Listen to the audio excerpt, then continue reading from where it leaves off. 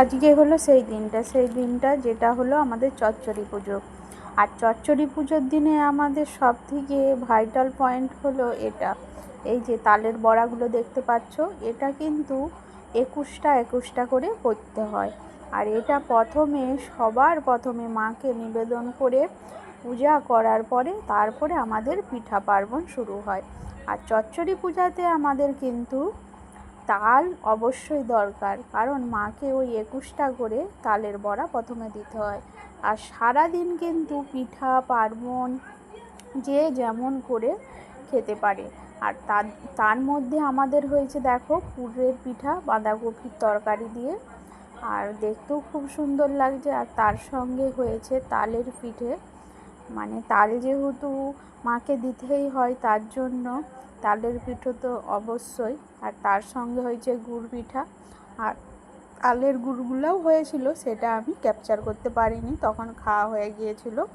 আর যেহেতু সকালে সব মুড়ি খেয়েছিল তাই তার জন্য ঘুগনি আর লুচি আজকে করিনি, যেহেতু পিঠা পার্বণের ব্যাপার।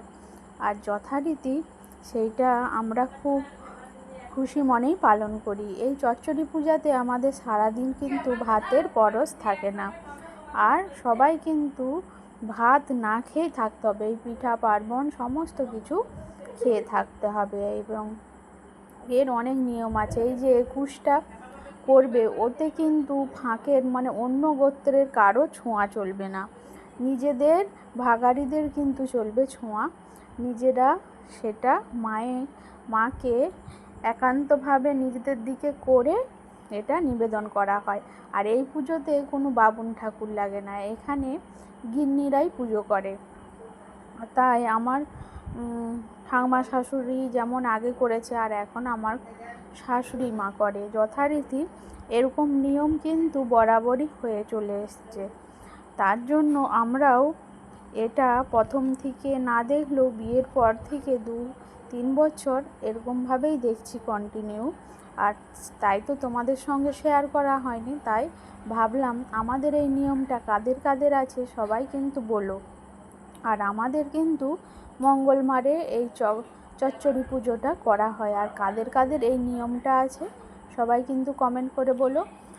আর আমাদের যেহেতু সব পুজোই মঙ্গলবারে হয়, তার জন্য মঙ্গলবারেই এই পুজোটা হয়। আর যথারীতি এটা কিন্তু ভাদ্র মাসে হয়। আর যতদিন না এই পিঠা চচ্চড়ি যাচ্ছে ততদিন কিন্তু আমাদের পিঠা বাড়িতে হবে না, মানে প্রত্যেকটা ফ্যামিলিতেই এখানে ততদিন পিঠে হবে না যতক্ষণ না চচ্চড়ি পুজো হয়। আর যথারীতি চচ্চড়ি পূজার হওয়ার পরেই ভাদ্র মাসে তারপর থেকে যে যেমন খুশি করে এই পিঠে তৈরি করে খেতে পারে। আর এই দিকে দেখো, আর আমাদের এখানে যথারীতি হচ্ছে। আর এই দিকে দেখো, তোমাদের সঙ্গে কথা বলতে বলতে আমার প্রায় খাওয়া দাওয়া শেষের পথে।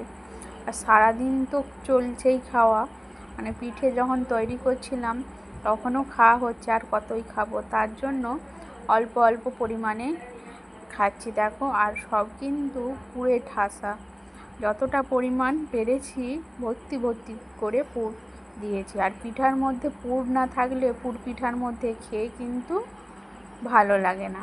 আর কারা কারা পুর পিঠা খেতে ভালোবাসো আর তালের পিঠা খেতে ভালোবাসো বলো কিন্তু সমস্ত পিঠেই কন্টিনিউ হতে থাকে, কিন্তু তালের পিঠে তার না থাকলে কি পাওয়া যায়। যাই হোক, সবাই ভালো থেকো, লাইক কমেন্ট শেয়ার করে দিও।